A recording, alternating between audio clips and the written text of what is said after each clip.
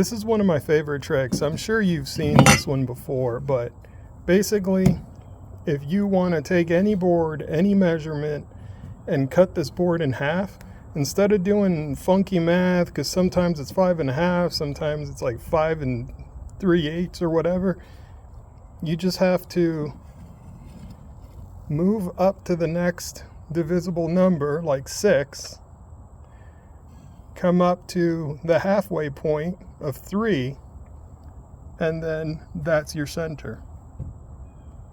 That's it. No crazy math, no fractions, none of that stuff. And it's going to leave you right in the middle of that board. These are mostly some leftover screws and some scrap offcuts that I've cut to size. And what I'm trying to do is, because I'm trying to cut a few costs here, really I could put a 2x6 ledger up at the top at the eave, and that will give me something nice to nail this into, but these are so small, I don't really need a whole lot of support. And even still, I'm going to put some Simpson straps over top of these to give them extra support and not just the toenails.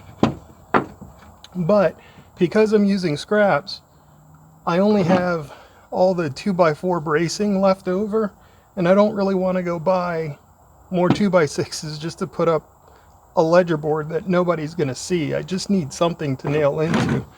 So what I'm doing is measuring for what the ledger board's going to look like, and then using a little filler piece here, because keep in mind the rain screen and the siding and all that kind of stuff is going to sit in this general area, and then I'm probably even going to have a little bit of trim, so the amount of actual eave is going to be maybe 10 inches, and all of this space back here is going to get covered up with, you know, trim and siding and all that kind of stuff. So really this is just to give it something solid to rest against. I have to measure each one of these independently because, you know, a 2x6 is not a 2x6 is not a 2x6. Some are 5 1/4, 5.5, 5 3/8. They're all over the place. And that's what it looks like. So the ledger is going to sit here. I'm going to toenail into that Simpson strap across the top eventually, and then this is really just to give it some extra support. And I could technically try to toenail into that if I really felt like it, but again, there's going to be more support in here with all the siding and purlins and all that kind of stuff down here. All right, rinse and repeat.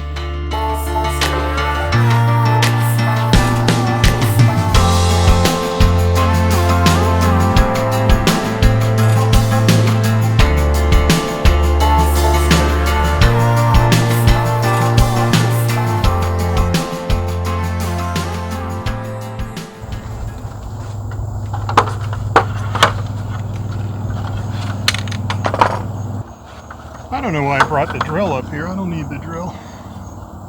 Have it. I need the hammer is what I need. Oh, before I nail this in, you might have noticed I put this ledger up here, and really this is just to give me something solid to nail into. Keep in mind that the solid wood is behind a 1/2 inch of sheathing, a 1/2 inch of foam, and then there might be some small air gaps from just, you know, slightly off angle cuts and whatever. This isn't fine carpentry here.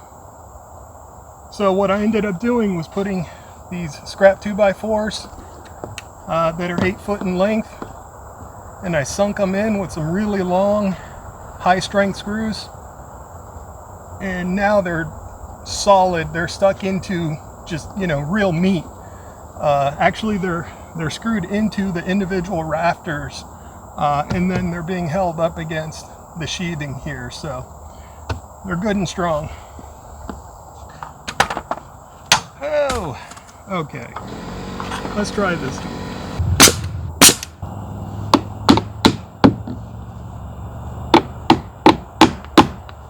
All right, We're good now.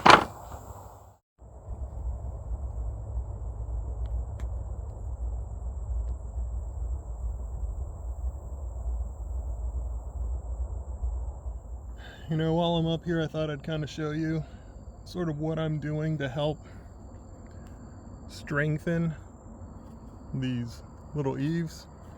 And I'm putting these in here as supports because I don't have a way of stretching the sheathing over top, because remember, this is a perfect wall here. So I can't get any structural support from the sheathing. So I'm gonna get it here, and this prevents it from rocking a little bit, and it definitely prevents it from any downward pressure of allowing these nails to just pull out.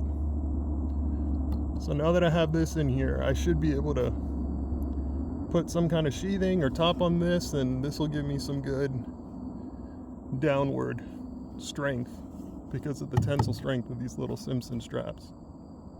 I gotta be honest with you guys, I'm starting to lose count.